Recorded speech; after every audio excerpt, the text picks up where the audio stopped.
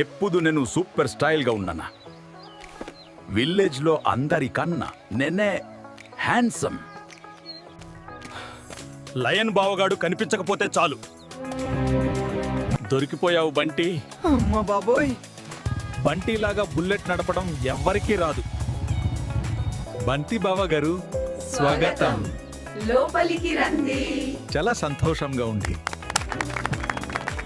ఇదిగో తన పేరు బంటి బావ. నమస్కారం బంటి బావ గారు. ఈ అమ్మాయి నాకు బాగా నచ్చింది. అరే బంటిగా, నాకు చెప్పకుండా పెళ్లి చూపులకు వస్తావా? అగు, నీ పని చెప్తా. మాకు ఒక కండిషన్ ఉంది. గురక పెట్టేవాళ్ళు అంటే మా అమ్మాయికి నచ్చదు. నాకు గురక లేకుండా నిద్ర ఎలా? హాయ్, నా పేరే లయన్ బావా. నేను బంటి బావా ఫ్రెండ్ని. అవును అవును, అతను నా స్నేహితుడు.